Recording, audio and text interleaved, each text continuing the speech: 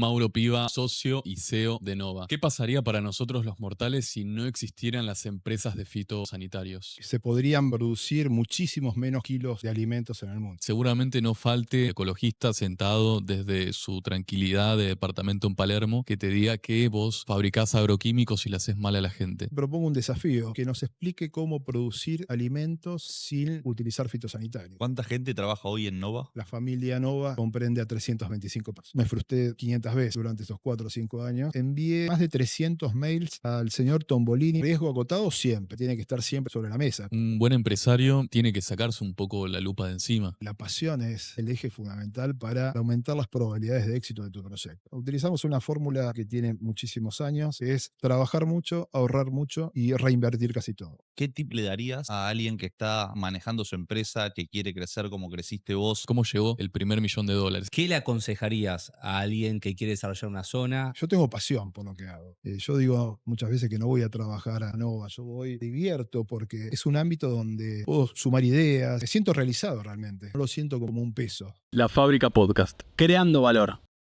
Este capítulo es presentado por Zotic, soluciones de almacenamiento presentes en cada historia. Bienvenido Mauro Piva a La Fábrica Podcast, socio y CEO de Nova. Gracias por venir. ¿Qué tal? Muchas gracias a ustedes por este espacio.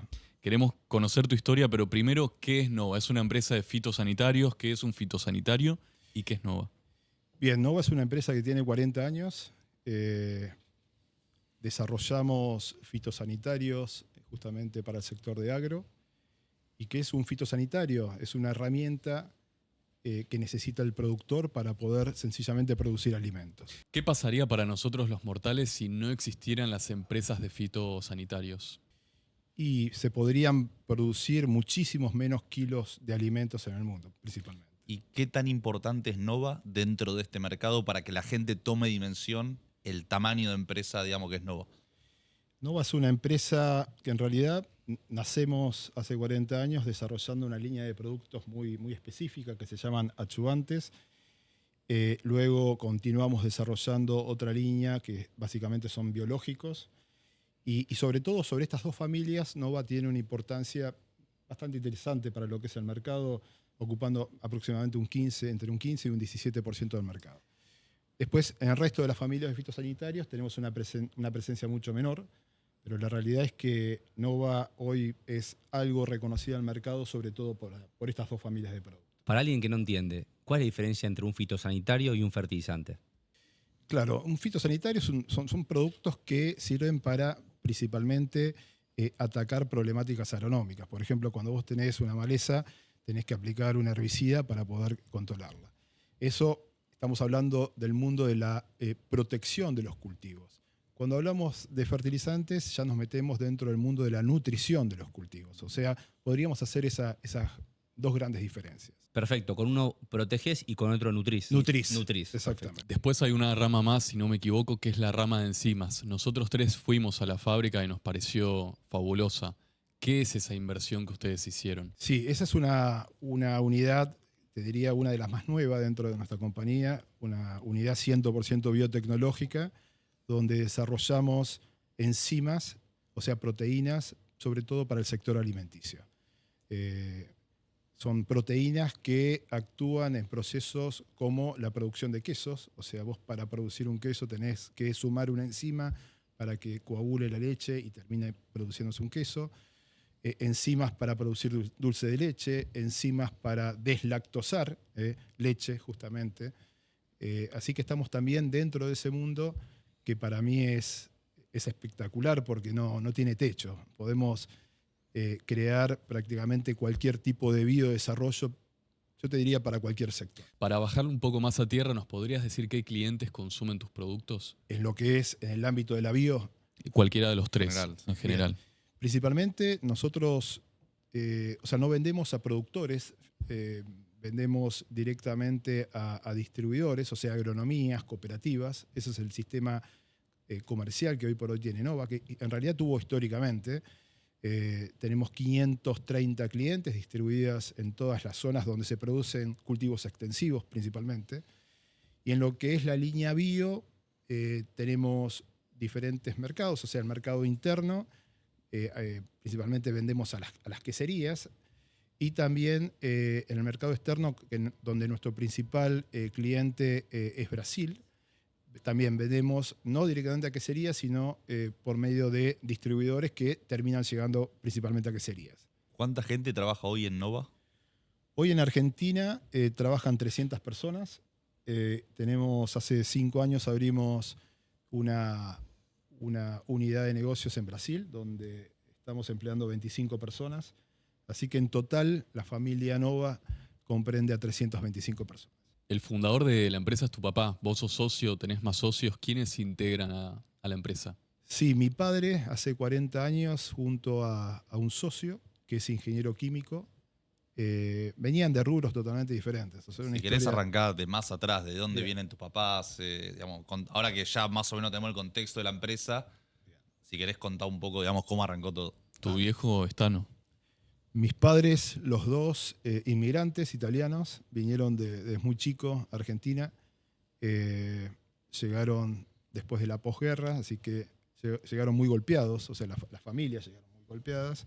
No se conocían, se terminan de conocer en Argentina, en Cañada de Gómez. En realidad llegan a Buenos Aires, están algunos años, creo 6, 7 años en Buenos Aires. Mi abuelo paterno trabajando en una empresa que producía calzados. Después creo que trabajó de carnicero. Bueno, tuvo varias ocupaciones. Y en algún momento un paisano de él le dijo que en Cañada de Gómez, provincia de Santa Fe, existía un hotel que se alquilaba. Entonces tomó un tren un día y se fue a Cañada de Gómez, que no sabía, por supuesto, dónde quedaba. Y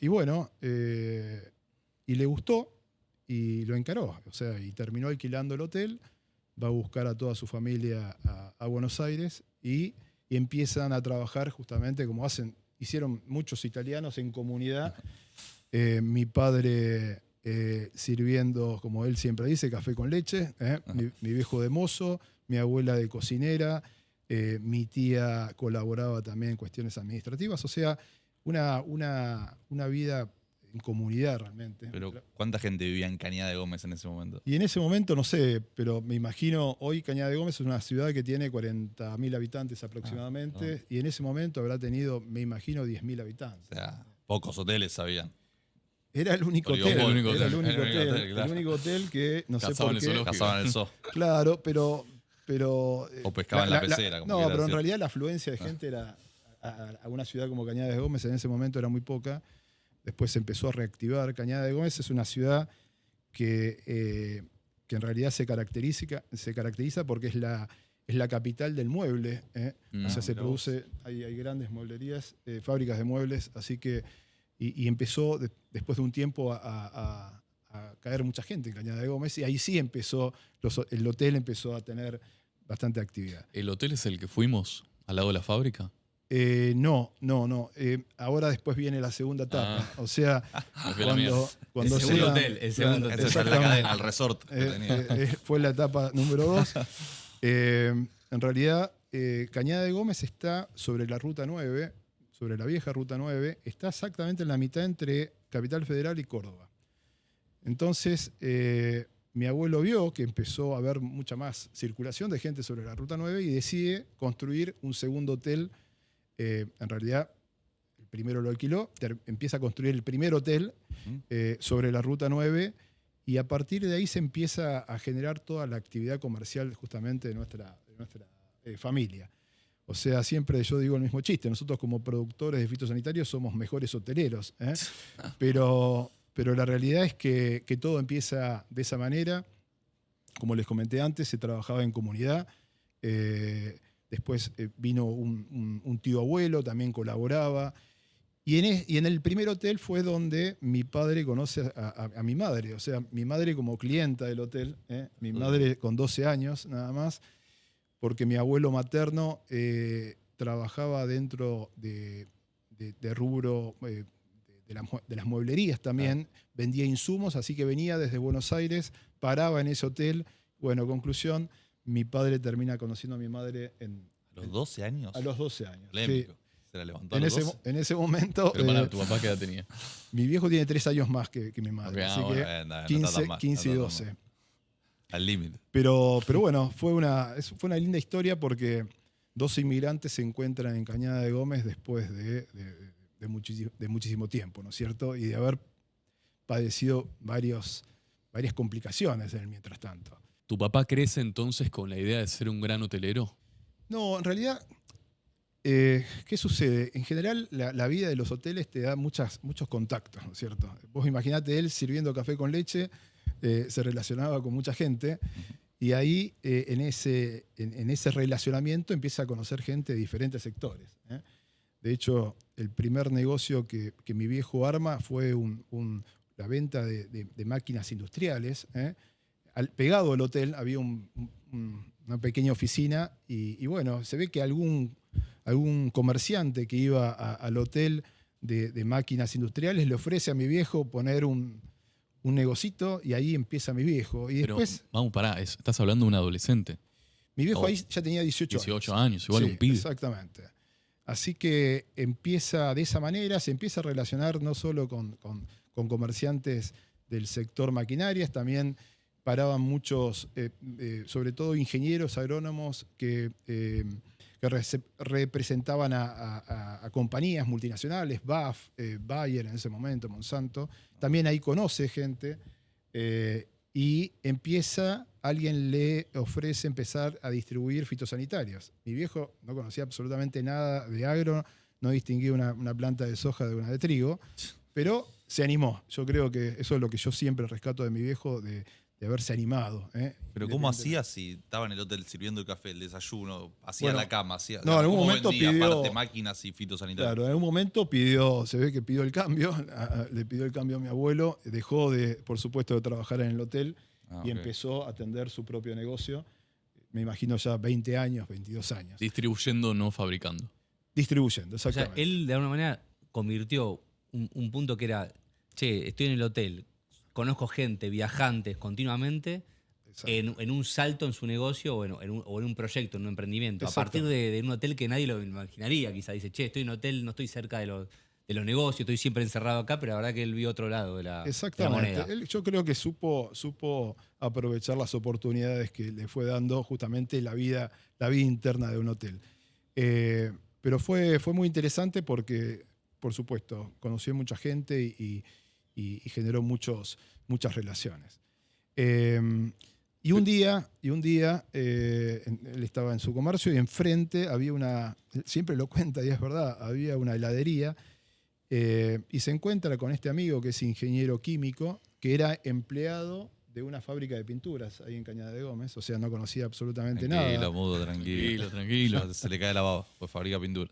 Claro, bueno, imagínense una empresa muy chiquitita en Cañada de Gómez fabricando pinturas, y Carlos, que es el socio, empleado de esa fábrica, mi padre le dice, che, Carlitos, ¿por qué no te pones a estudiar un poco y desarrollamos un coadyuvante, que es en realidad está dentro de las familias de fitosanitarios? Coadyuvante. Coadyuvante. Un coadyuvante son productos que potencian el uso de la performance de los fitosanitarios. O sea, vos tomás un fitosanitario, le agregás un coadyuvante y mejorás justamente su performance. Productos muy sencillos de formular y bueno, Carlos se anima a estudiar sobre el tema y ahí empieza toda la historia de Nova. Detrás del comercio que tenía mi viejo, imagínense, hace más de 40 años, mi viejo tenía un pequeño depósito, piso de tierra, y ahí arman su primer reactor formulador, que era un tanque de 200 litros abierto, y ahí me empezaban a mezclar bases minerales con emulsionantes y con una gran varilla. Era como una bruja, ¿viste? Exactamente. Creo que tiene bastante paralelismo con lo que estás diciendo. Bueno, mezclaban las bases con los emulsionantes y después terminaban de envasar sus primeros productos. Bien. Así que, Y en ese depósito con piso de tierra, ¿vos dónde estabas? ¿Vos lo llegaste a caminar? ¿Cómo fue tu infancia? sí, por supuesto. Vos sabés que yo recuerdo, yo tengo 54 años, yo tenía creo que 12, 13 años y colaborábamos con mi viejo sobre todo cargando camiones. Imagínense, era todo a fuerza humana, ahí no había autoelevadores, Claro. no había cintas. La primera gran inversión que hace mi padre es comprar una cinta transportadora, usada por supuesto, donde ya cargábamos los camiones, imagínense culata de camión, con una cinta. Entonces eso fue yo les diría, el primer gran salto que habíamos dado. ¿Cuántos años tenías? Yo tenía 12, 13 años. ¿Vos laburabas de pibe? En realidad colaborábamos. O sea, yo en ese momento, yo termino la primaria en Cañada de Gómez y tengo la oportunidad de hacer la secundaria en un liceo. Así que yo emigré durante 5 años, pero los fines de semana teníamos que trabajar, teníamos que colaborar. Esa es la realidad. ¿Vos siempre supiste que querías laburar ahí o en algún momento tuviste dudas? Mira, no, más o menos siempre estuve orientado a intentar colaborar con Tu viejo. exactamente, con el proyecto de mi viejo. De hecho, cuando termino el liceo, después empiezo a estudiar agronomía. Así que una vez que terminé de estudiar agronomía, me tiré de cabeza a la empresa tratando de aportar algo. No sé qué, pero intenté aportar algo. ¿Y qué era en ese momento la empresa cuando arrancaste? En ese momento eran, no recuerdo de memoria, pero eran 10 personas aproximadamente. Estaba mi padre, el socio, 2 administrativos y el resto eran operarios. Ya no estaban en ese lugar, ya habían alquilado un depósito cerca del hotel. Así que me incorporé un poco de esa manera, con esa ¿Tenía cantidad. socios tu viejo? ¿Era el único dueño? No, el socio era Carlos, tenían 50 y 50 en ese momento. Después yo cuando me recibo, decidimos comprarle Ahí está. una parte a nuestro socio, a Carlos. ¿Por ¿Cuánto qué? se puede saber? ¿Cuánto le compraron y por qué? ¿Qué hablaste con tu viejo que decidieron comprar? O sea, ¿cómo fue esa En situación? realidad el socio entendió de que no sé si me quería dar un espacio a mí y un poco él correrse de una manera muy altruista, te diría. Y terminamos, bueno, nos termina ofreciendo justamente vendernos toda su parte y nosotros lo que hicimos fue convencerlos de que se quede con un 10%. En ese momento entonces nos quedamos con el 90% y Carlitos con el 10%. Y después fue, bueno, y ahí yo me tiré de cabeza dentro de la empresa y empecé a dar mis primeros pasos. Me acuerdo cuando me recibí, mi viejo, el día que me recibí, me dio una llave de una camioneta. Me dijo, Mauro, ¿qué querés hacer? Digo, quiero desarrollar comercialmente la zona del NOA, principalmente Tucumán, Salta, Jujuy y Catamarca. Así que me fui durante 4 años, estuve recorriendo esa zona, no sabía nada de ventas, por supuesto, venía con un poquito de teoría de la facu, pero cero de ventas y no conocía tampoco la zona. Eras muy teórico. Era toda mucha teoría y sobre todo me metí en una zona donde lo que yo había estudiado no se aplicaba porque eran otros cultivos. O sea, yo estudié en la facultad, en la UNR en Rosario, imagínense, se estudiaban los cultivos los más importantes, los extensivos, y meterme en una zona donde existía el poroto, la caña de azúcar, era otra cosa totalmente diferente, así que tuve que aprender rápidamente sobre un escenario súper interesante, pero muy nuevo. Mau, hacemos un parate ahí. Vos cuando fuiste al NOA estabas muy verde y tuviste que madurar mientras laburabas. ¿Cómo fue ese proceso? Mirá, cómo crecí. Y bueno, en el mientras tanto me frustré 500 veces, me parece, durante esos 4 o 5 años. Pero sí, lo que pude hacer, sobre todo, fue consolidar un grupo de gente que me ayudó, que me dio una mano, intentando generar nuevos contactos, y a partir de ahí empecé a crecer, pero muy de a poco.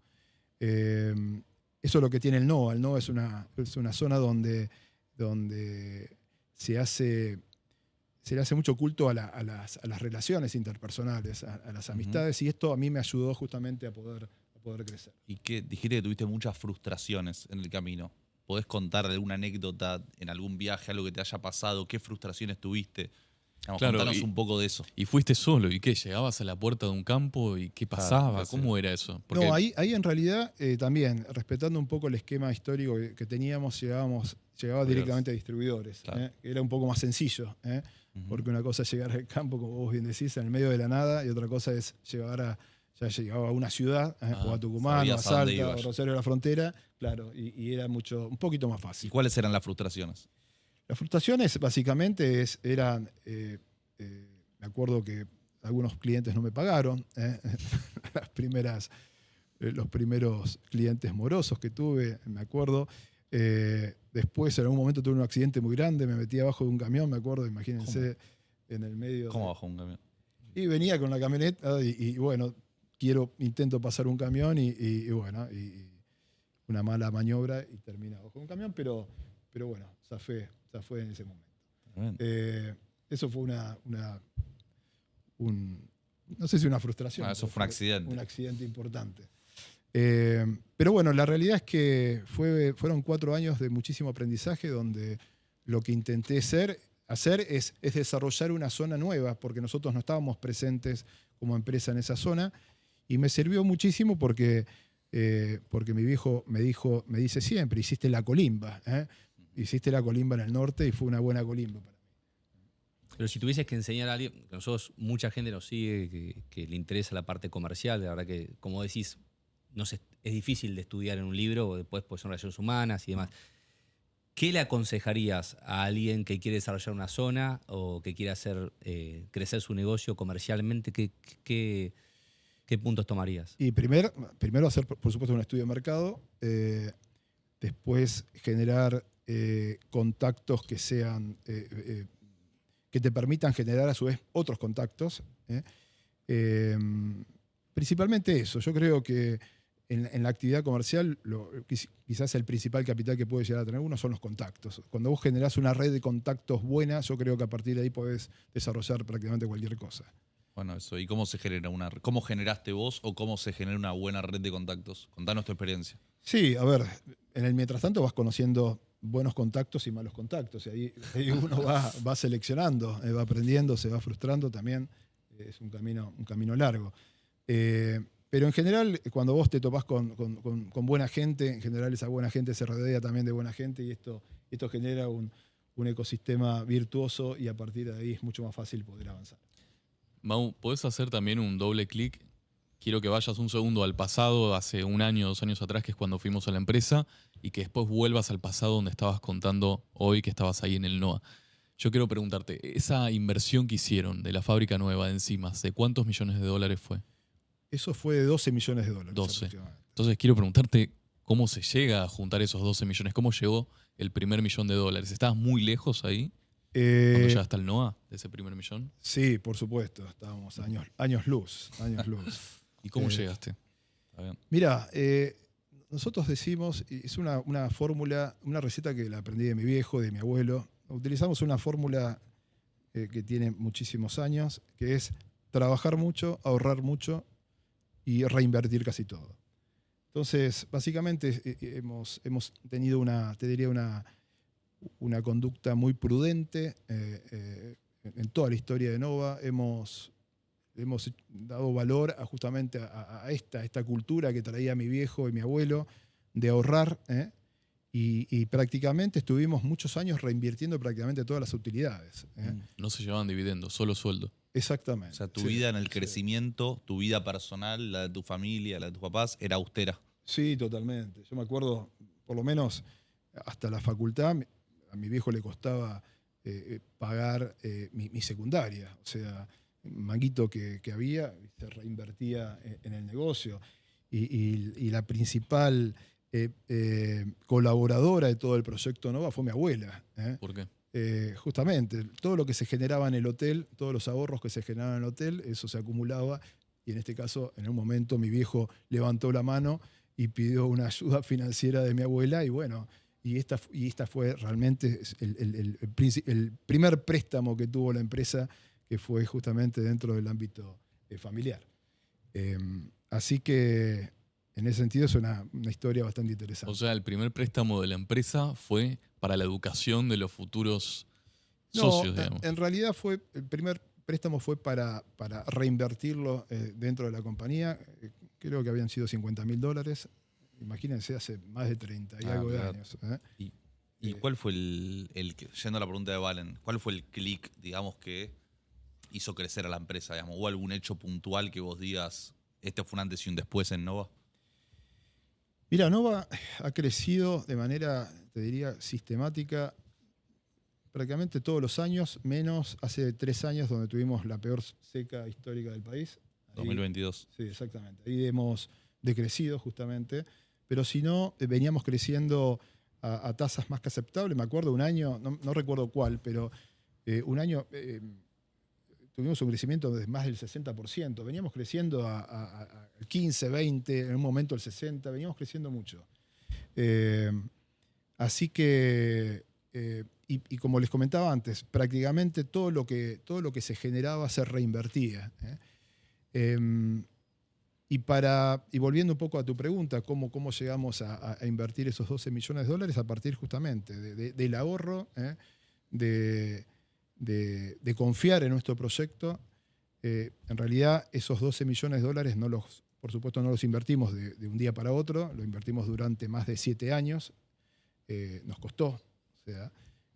O sea, ese proyecto fue muy ambicioso, sobre todo en el plano técnico y también en el plano económico y financiero, pero nos llevó mucho tiempo, lograr poder concretarlo y poder cerrar. ¿Fue sin crédito la inversión, todo con el flujo del negocio? Exactamente, fue sin crédito. Los 13 palos, todo con flujo. Sí, exactamente. Pero te repito, durante casi 7, 8 años. Sí.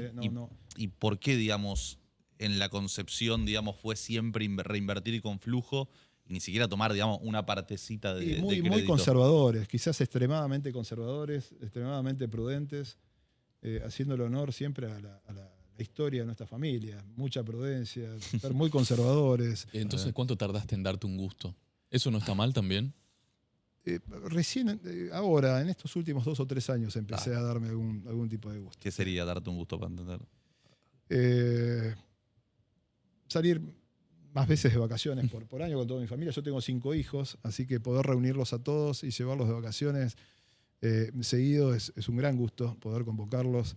Y bueno, yo tengo hijos desde 26 años a 8, así que poder reunirlos a todos es una enorme alegría. Mau, me haces acordar a mi viejo. Mi viejo falleció, pero a él le daba hasta culpa hasta lavar la camioneta. Era un caso extremo, una pyme, pero no la quería lavar porque le daba culpa. Sí. Y siento que estás en esa también. Ahora no. Pero ¿por quizás qué? ahora un poco menos, pero creo que siempre hemos tenido un perfil súper bajo. Lo aprendí de mis viejos, de mis abuelos. ¿No? Intenté siempre copiar ese perfil que para mí es el perfil. Che, Mau, ¿y cómo fue sacarle el liderazgo a tu viejo de la empresa? ¿Cuándo fue ese momento que tu viejo te cedió el liderazgo y te dijo, hacete cargo? ¿Fue un momento conflictivo o fue...? No, para nada. Mi viejo siempre fue una persona muy bondadosa conmigo. Muy bondadosa en el sentido de que siempre me dio muchos espacios, me permitió que me equivoque, que me frustre. Entonces, en ningún momento levanté la mano y le pedí un espacio. Él me lo fue dando naturalmente. Yo justamente cuando vuelvo del NOA, después de esos 4 años, empiezo a hacer todo un recorrido dentro de la empresa. Empiezo a hacerme un poco cargo de la parte de formulación, después me hice cargo de la parte de logística, después de compras. Hice un poquito de todo, propio de lo que hacemos muchos dentro de una empresa familiar. Y en algún momento decido ya volcarme de otra manera a la parte comercial y mi viejo me permitió reestructurar toda la parte comercial. En ese momento teníamos 3 vendedores, entonces de 3 de a poco fui reestructurando, fui sumando y llegamos a 12 o 13, recuerdo.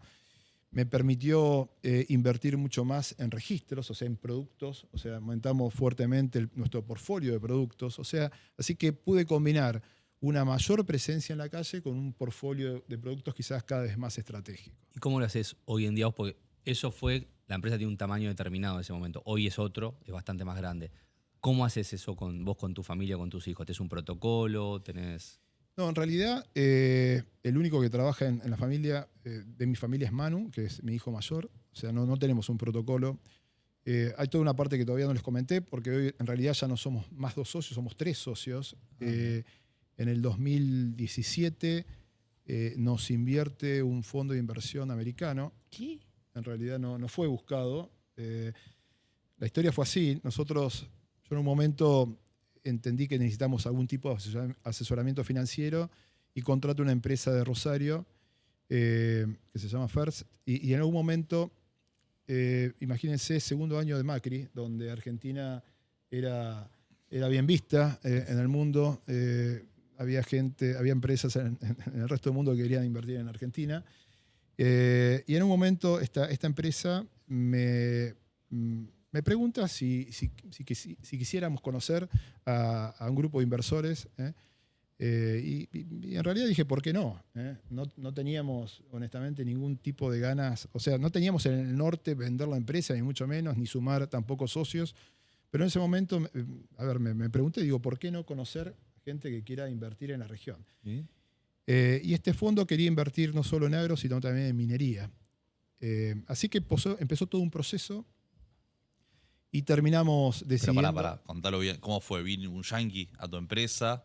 ¿Te juntaste con él? ¿Conoció la empresa? ¿Puedes contar tipo, sí. de cómo ¿Cuánto fue ese porcentaje proceso? le vendiste? Si puedo decir ¿Cuánta guita cuánto. puso y se puede saber? Tipo, sí, por ahí ¿se puede quizás saber bien la historia? esa información, hay parte Ok, lo que vos podés, lo que confidencial, pero sí, en realidad... Ok, solo de La Plata.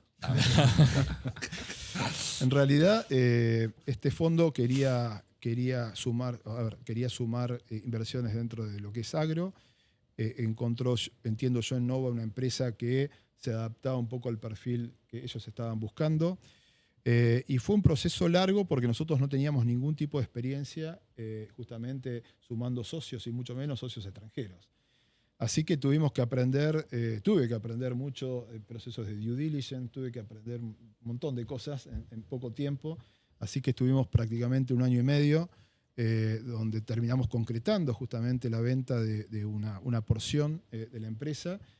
Y para nosotros fue algo muy importante porque pudimos capitalizar de alguna manera parte del esfuerzo que hemos hecho durante muchos años, pero seguir conduciendo nosotros la empresa, le diría, casi como únicos socios. Pero del 90 que ustedes tenían, ¿le vendieron una parte o el 10 de Carlos también? ¿Cómo quedó la reestructuración? No, nosotros vendimos una parte, Carlos vendió también una parte. Qué grande, Carlito. Hoy somos, creo que todos hicimos un buen negocio en ese momento. Pero bueno, hoy en realidad terminamos siendo 3 socios, donde este fondo nos permitió, como les comenté, seguir conduciendo la empresa y tenemos, les diría, una especie de matrimonio casi perfecto. Pero o sea, usted no se burocratizó la empresa, no es que de repente por tener un fondo hay más regulaciones. Todo lo contrario, se profesionalizó, abrimos nuevos mercados, fue altamente positivo. ¿Pero qué hicieron con la plata? O sea, listo, invirtieron, cerraron el negocio, pusieron X millones de dólares. Agarraron esa plata y ¿qué hicieron con eso? Digamos, ¿tenían un plan? No, realmente no. Okay. No. También Claro, fue sorpresa todo. Claro, exactamente. Dentro de un esquema muy conservador. Fue sorpresa. Quinta sorpresa. Pero sí, cayó de la nada. En realidad no sé si terminó siendo una sorpresa, pero fue algo no buscado, la realidad. Sí, no, está claro. Estaba dentro de nuestro norte salir a buscar un socio y mucho menos, como les comentaba antes, un socio extranjero. Porque era un mundo totalmente desconocido para nosotros. Pero la realidad es que fue un paso muy importante porque para mí la empresa se terminó de consolidar. Pusimos objetivos quizás más ambiciosos y esto nos permitió quizás crecer de otra manera y como les comentaba antes, sobre todo yo creo que la empresa en estos últimos años se profesionalizó de una manera muy, muy importante. Pero de esos 40 años, ¿cuántos años fueron pyme? Y prácticamente hasta el 2017. O sea, literal dejaron de ser pyme. Hoy ya no es una pyme Nova. No. Hoy en términos por la facturación, digamos. Por facturación y por cantidad de empleados no dejamos de ser pyme hará algunos años. ¿Cuántos empleados había en 2017?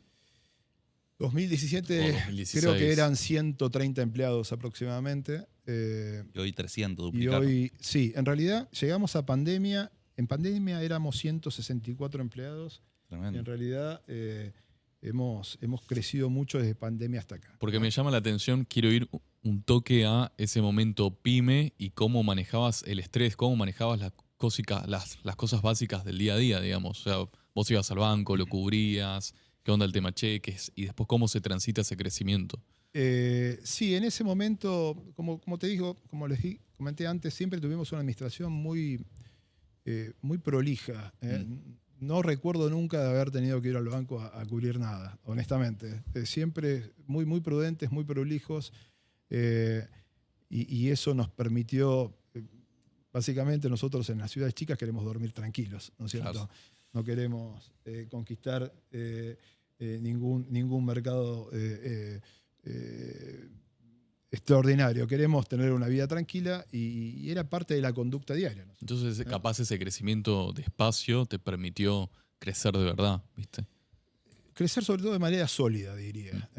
Más que crecer de verdad, siempre, les repito, los crecimientos siempre fueron consecutivos en el tiempo, pero yo creo que siempre hemos crecido de manera sólida, de manera tranquila, pero sobre todo sólida. ¿Cómo vivieron los socios americanos el péndulo argentino? Me acuerdo, no sé, de la época después de la época de Macri al cambio de gobierno, el quilombo, de las iras, esto. Se ¿Qué decían los quería socios? matar.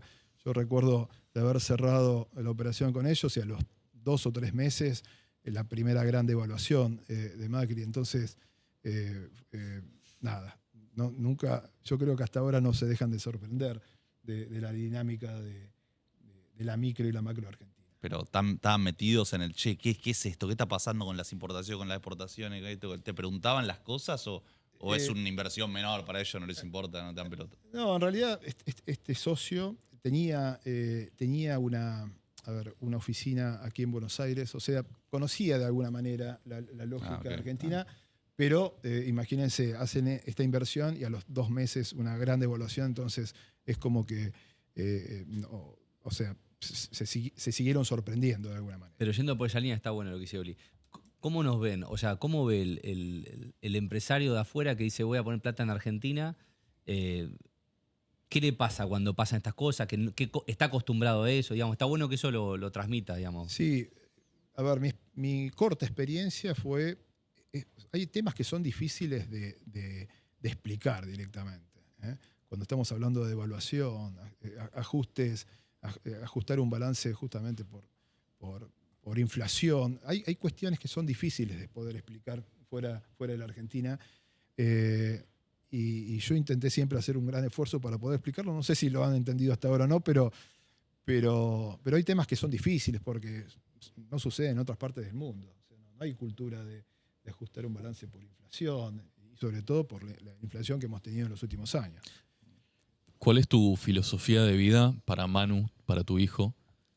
¿Qué le dejas de aprendizaje? ¿Qué querés inculcarle a él para que sepa manejar la empresa?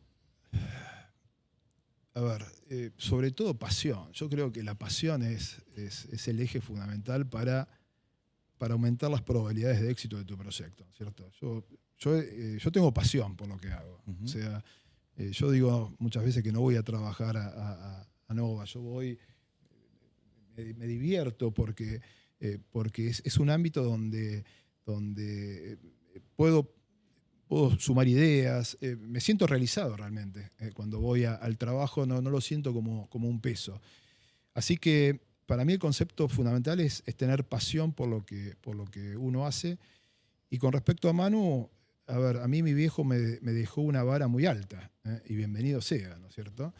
Y yo creo que voy a intentar hacer lo mismo, dejarle una vara alta para que no se relaje, para que siga intentando desarrollar la compañía, para que siga sumando la mayor cantidad de proyectos posibles. ¿Sos un tipo exigente? Soy súper detallista. ¿Cómo sería eso en el laburo? Y me costó muchos años me costó delegar. Recién ahora, en los últimos 2 o 3 años, empecé a relajarme un poquito, pero me costó muchísimo delegar. Soy muy detallista y eso quizás no fue del todo positivo, quizás. ¿Por qué? Porque quizás uno se termina enfocando en algunos detalles y no quizás en los temas más importantes. Pero bueno, creo que ahora aprendí la lección. Así que, un buen empresario tiene que sacarse un poco la lupa de encima. mirá, yo creo que un buen empresario tiene que hacer lo que realmente ama hacer, ¿no es cierto? Y delegar todo el resto de las acciones que quizás, o actividades que no le gusta tanto hacer. Yo soy un fanático de la innovación. A mí me encanta intentar innovar, por lo menos. Así que es el terreno donde me siento más cómodo y ahora, después de haber aprendido a delegar un poco, estoy invirtiendo la mayor cantidad de mi tiempo justamente tratando de innovar. Y como CEO exitoso que sos, ¿qué tip le darías a alguien que está manejando su empresa chica, familiar, que quiere crecer como creciste vos? Digamos, ¿qué tips le darías de un buen CEO? Digamos, ¿cómo tiene que hacer? Digamos, ¿qué le recomendás para que pueda seguir tu camino?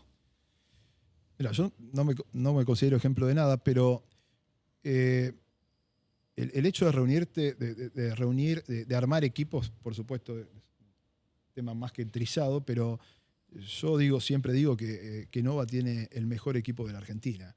El hecho de poder armar los mejores equipos, rodeado de gente muchas veces mucho más capaz que uno mismo en determinados temas, para mí es clave la formación de equipos. El otro punto para mí clave es lo que les comenté antes, es tener pasión, no dejar de perder esa pasión nunca, ¿no es cierto? Tratar y sobre todo de poder contagiar a tus equipos con la pasión que uno trata de encarar el día a día. Otro tema que para mí es fundamental, la fidelización en este caso de los clientes. Nosotros Nova invierte muchísimos recursos y tiempos tratando de fidelizar a sus casi 540 cuentas que tienen distribuidas en todo el país. ¿Es verdad que hiciste un viaje para 250 clientes este año? Exactamente. Este año, justamente intentando festejar nuestro 40 aniversario, hemos hecho una movida histórica. En realidad nosotros siempre hacíamos este tipo de movidas, pero con un número mucho más reducido de clientes. Este año sumamos 235 clientes en realidad. Lo dividimos en 6 grupos, lo llevamos a un buen hotel en Punta Cana. Mañana mismo te compro alguna bolsita. Qué gana de comprar fitosanitarios. Y yo les puedo asegurar que el grado de fidelización que generan ese tipo de acciones para mí es extraordinaria y la vamos a seguir repitiendo. ¿Tanto suma? Sí, enorme. Pero suma en el antes y en el después. ¿Por qué? Porque el cliente cuando sabe que va a hacer un viaje de estas características siente algún tipo de compromiso extra y hay una respuesta comercial antes y después también hay una respuesta comercial post viaje porque también se sigue generando, como que existe un residual más que positivo donde creo que beneficia a todas las partes, por supuesto. Dale. No, pero lo que quiero entender, lo separaron 6 grupos, no fuiste a 6 veces, te dividieron, calculo. No, en realidad me metí en el medio. No, si no me hubiesen echado de mi casa. Pero no, pude estar con los 6 grupos, en realidad. Me metí en el medio de todas las camadas, así que pude compartir unos cuantos días con todos. Así que para mí fue una alegría. Y fue un reencuentro con muchos clientes que hacía mucho tiempo que no los conocía. ¿Pero que eran gerentes de compras, dueños o un poquito de todo? Mira, en general, dueños de agronomías. Exactamente. ¿Y eran competidores entre ellos? Claro, se cagaron a palos. En realidad quizás algunos, porque quizás tenemos más de un cliente en alguna localidad, pero en general no. Vinieron clientes de todo el país, así que... Bueno, deja de regalar la lapicera, mudo. Dale. La lapicera. Mau, vos hablaste mucho de la pasión. Y creo que también parte de tu éxito es porque sos estructurado, exigente, detallista, pero ¿qué rol tiene el riesgo en tu vida? ¿Lo permitís? Sí, el riesgo acotado siempre, tiene que estar siempre sobre la mesa, pero riesgo acotado. Creo que si uno no asume riesgo, el riesgo tiene que estar siempre dentro del ADN de un empresario, me parece. Tiene que saber asumir riesgos. Yo entiendo de que la única condición es que ese riesgo sea medido, ¿no es cierto? Pero sí, continuamente estamos asumiendo riesgos. Nosotros hemos hecho las inversiones más importantes de nuestra historia. Bueno, Enzimas con $12 millones. El año pasado inauguramos una planta donde estamos produciendo fertilizantes. Hemos invertido $15 millones. Y quizás en los momentos más complejos de los últimos años de la micro Argentina, donde no podíamos importar, donde no podíamos comprar una tuerca porque el mercado estaba desabastecido. ¿Literal les pasó eso? Sí, absolutamente. Yo recuerdo, sobre todo en la planta de enzimas, cuando tuvimos que comprar un equipo que se llama homogenizador, que se produce solo en Europa, Estuve 3 años haciendo gestiones para poder importar un equipo, para poder, darle cabida a un proyecto biotecnológico. Era muy loco en ese momento. ¿Con quién hablabas? ¿No te ayudaban?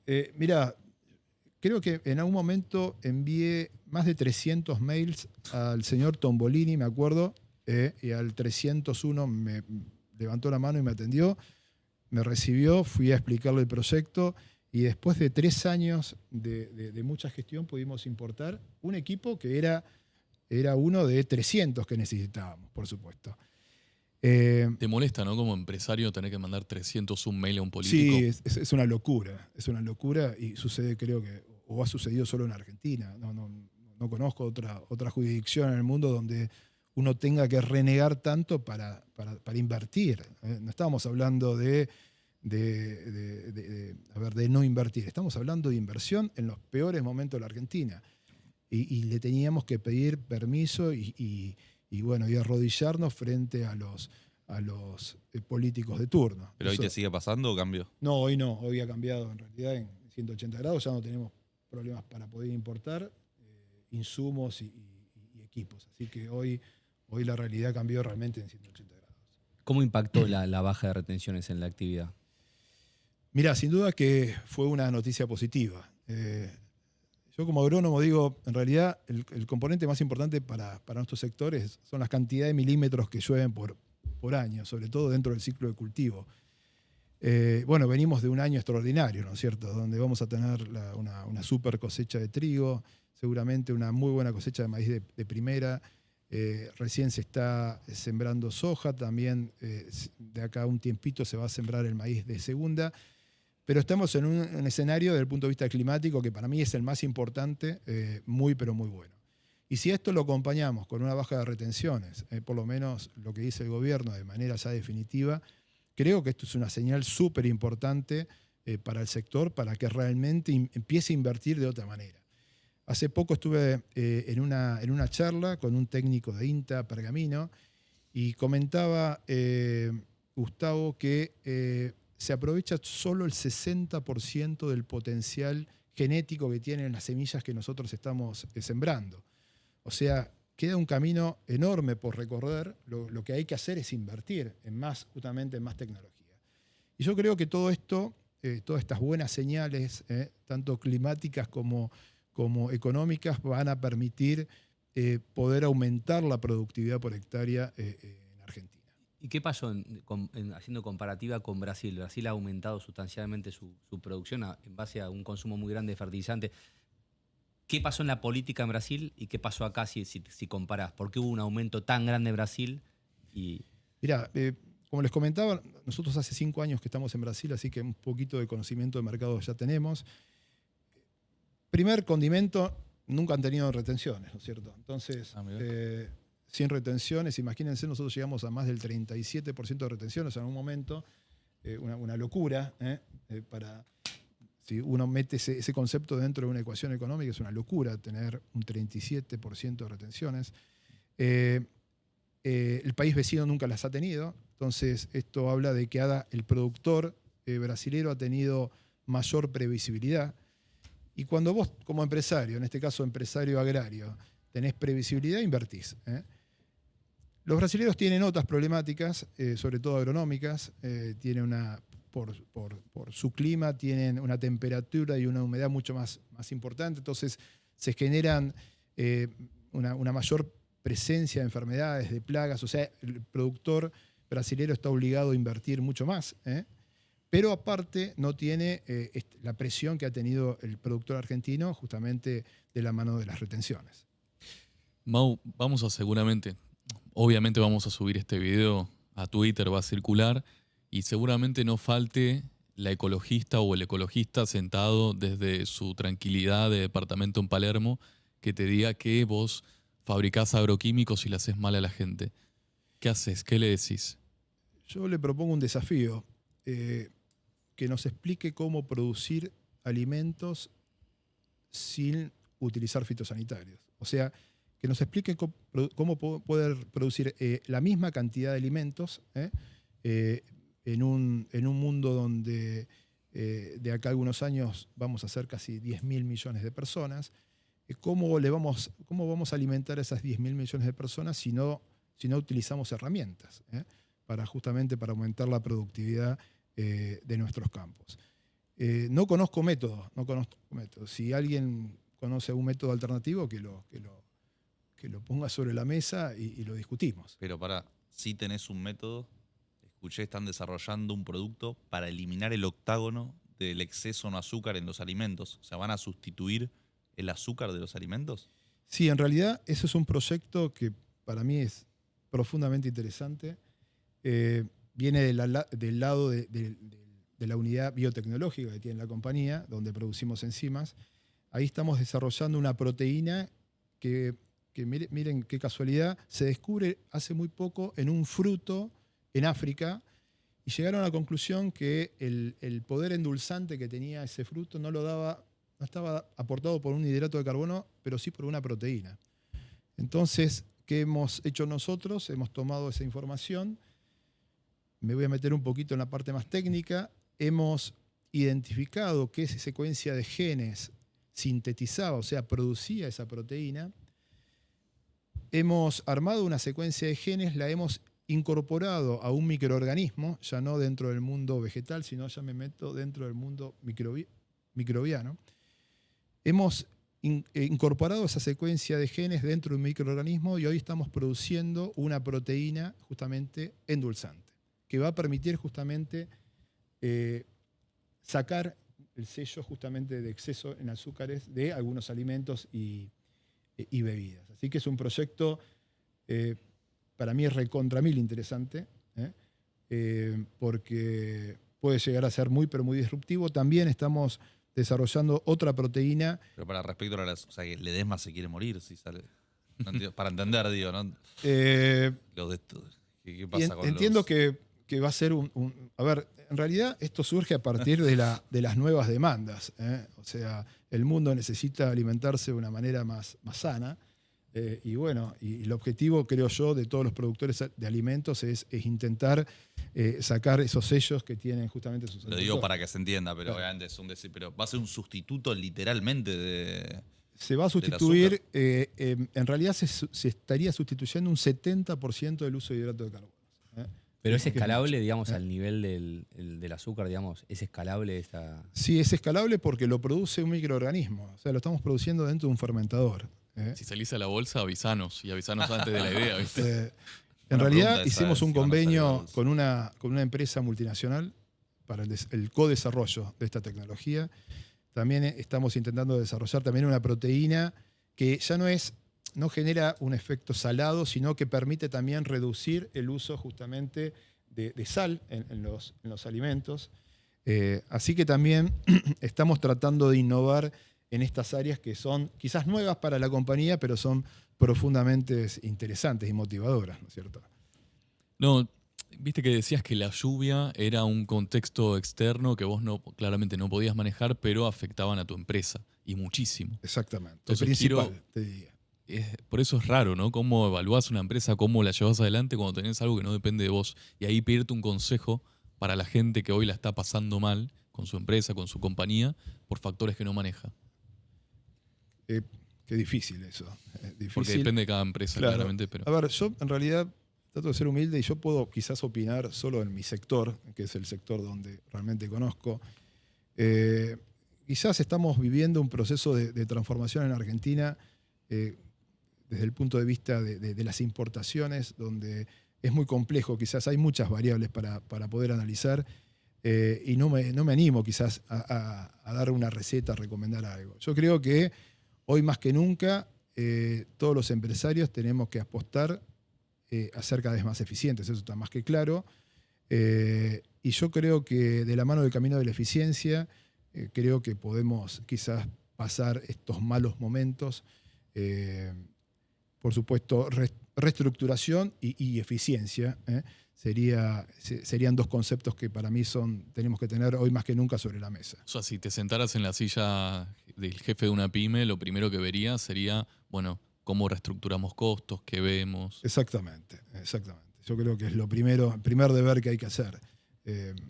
Así que trataría de invertir mucho tiempo en el análisis de estructura y de costos. ¿Te hago una pregunta?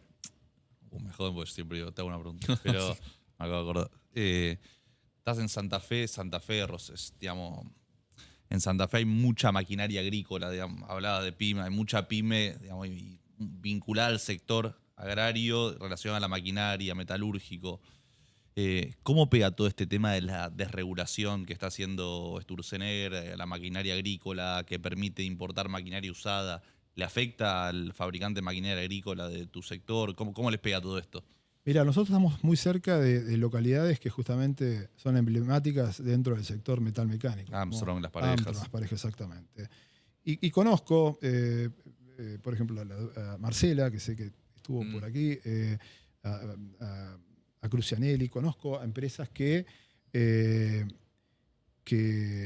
intentan, a pesar de esta nueva apertura, ser cada vez más competitivos y poder, de alguna manera, controlar esa variable, que es la apertura de importación, sobre todo. Yo creo que al principio esa noticia quizás pegó más fuerte y después conozco algunos productores que han importado, sobre todo cosechadoras de Estados Unidos, pero creo que no termina siendo tan relevante dentro de todo el mercado de las metalmecánicas. No sé qué va a suceder en el tiempo, pero hoy creo que el impacto no es tan importante. ¿No? O sea, sobre la torta es un pedazo muy chico.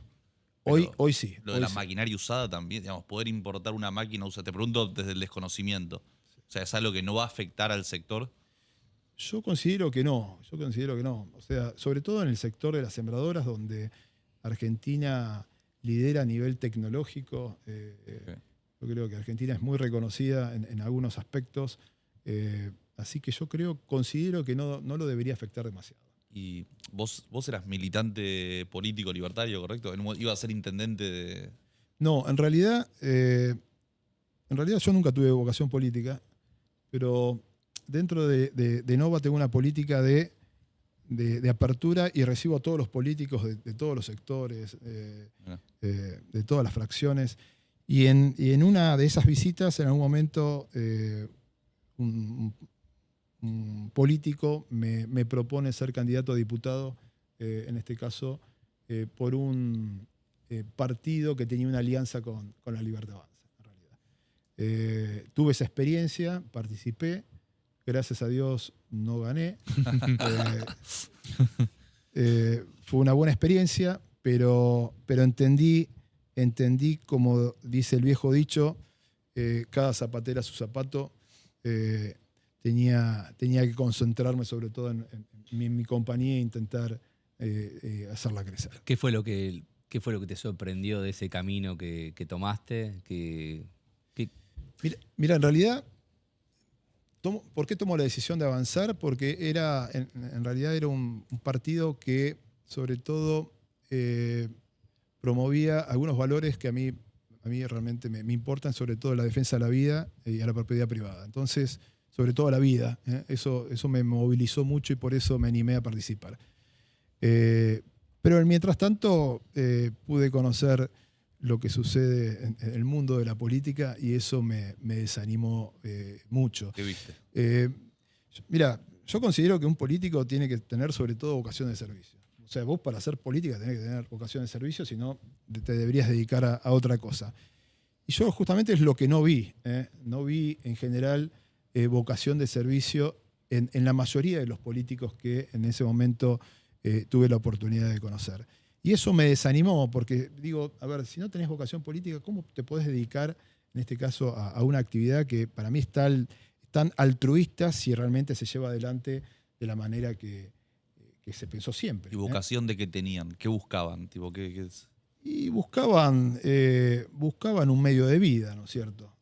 Buscaban mucha gente que le tiene miedo a la actividad privada e intenta sobrevivir de la política, pero no tienen vocación justamente de servicio, no tienen capacidades, no se han preparado. Entonces yo creo que parte de lo que le sucede a la Argentina es justamente tener una dirigencia que no tiene vocación, que no tiene preparación. Entonces es lógico haber tenido que Argentina haya transitado tantos años de decadencia. Perdón que te repregunte, pero para entender nomás, si se puede saber, o sea, ¿qué negocio busca un político, digamos, para vivir de la política que no tiene vocación de servicio? Digamos, ¿qué buscaba? Tipo, ¿de qué viven? No, sobrevivir de la política.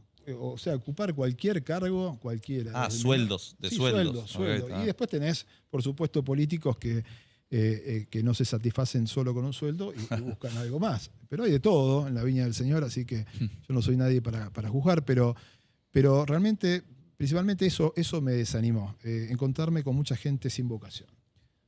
Mau, vos dijiste que eras un gran defensor de la vida, imagino de la vida por nacer, pero yo te pregunto cómo defendés la vida vos, la tuya. O sea, ¿qué es un buen vivir?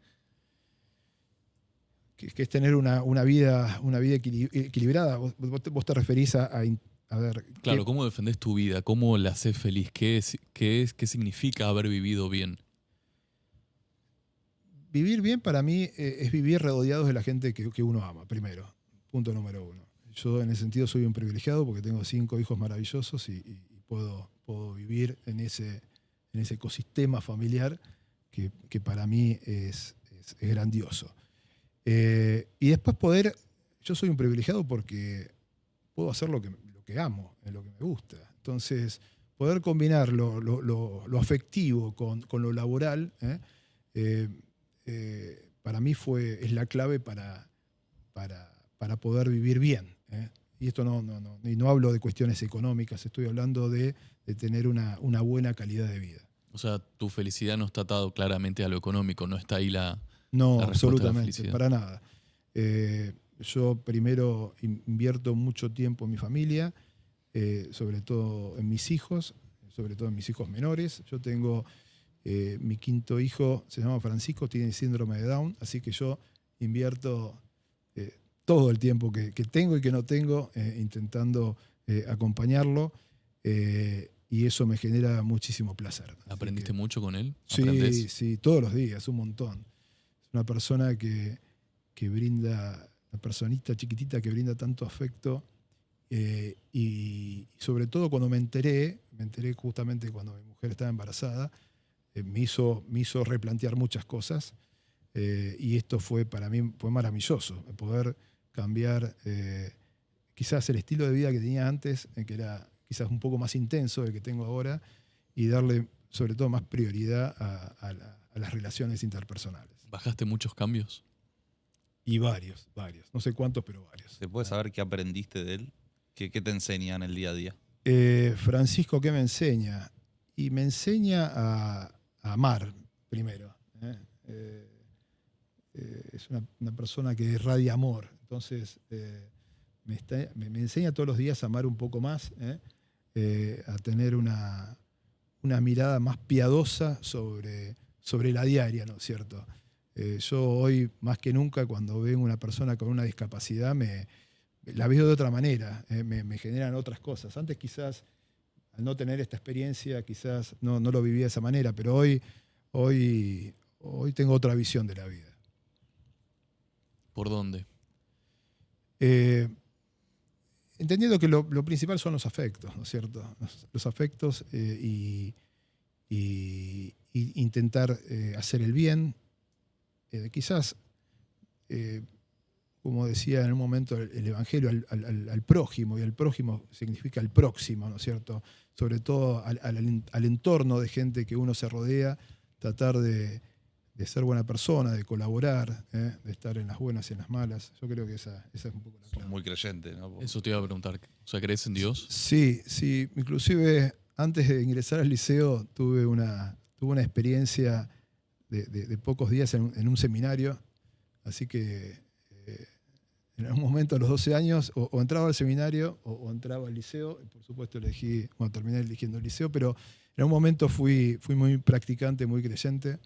Ahora quizás tengo otra mirada sobre la religión, pero en un momento fui un gran practicante. Pero ¿por qué crees en Dios? ¿Más un tipo como vos, de ciencias, digamos, estructurado?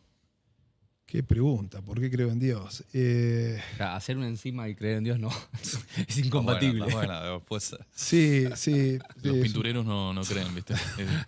No me dan las cuentas. para Pedro la hay puta dos madre. estados de ánimo. ¿Se vende o no se vende? Claro. Bien.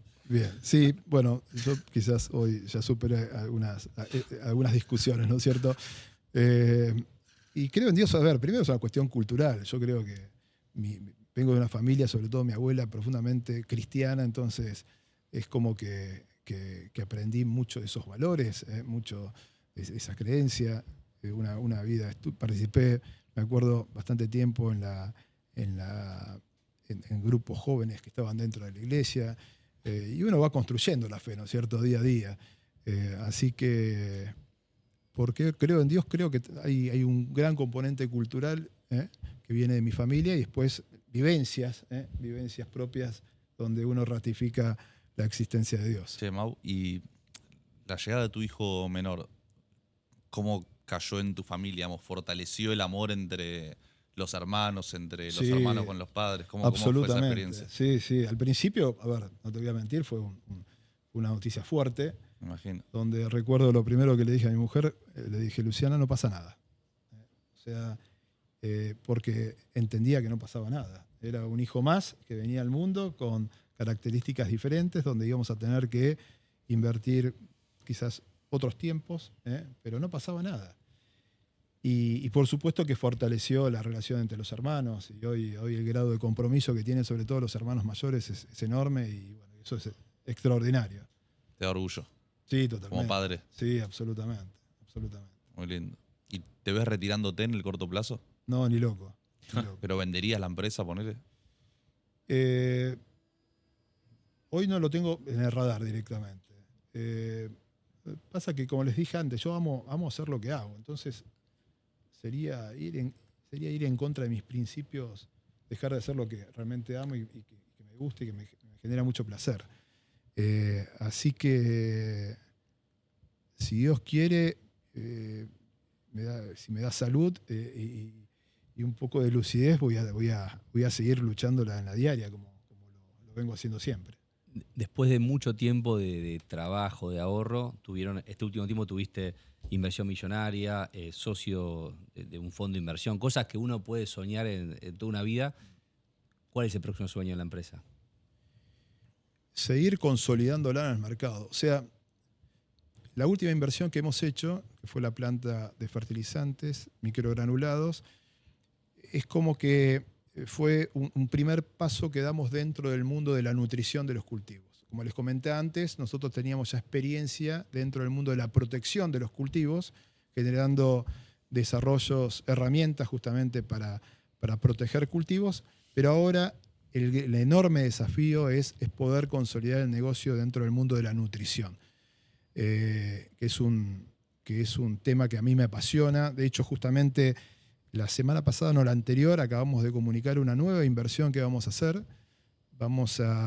Estamos ya en proceso de construcción de la primera planta en Argentina en producir fertilizantes bioorgánicos, donde combinamos diferentes fuentes orgánicas con diferentes consorcios de microorganismos. Y esto a nosotros nos llena de orgullo de poder ser la primera empresa en Argentina y en toda la región en poder desarrollar una tecnología que colabora dentro del mundo de la nutrición y sobre todo que aporta una herramienta sustentable, que es donde la empresa está apostando muy fuerte, tratando de realizar acciones cada vez más estratégicas. ¿Y de cuánto es esta inversión que Esta inversión es de $3 millones.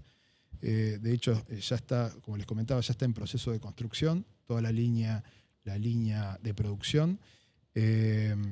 Así que intentamos no quedarnos quietos y para mí, creo que se los comenté en un momento, el camino es no quedarnos quietos y en el mientras tanto siempre innovar. ¿Incide el rumbo del país en esta inversión? O sea, ¿vos ves que hay un rumbo que te alienta a ir para adelante? Sí, un poco estas últimas noticias que hemos tenido justamente en el sector, una reducción justamente de retenciones.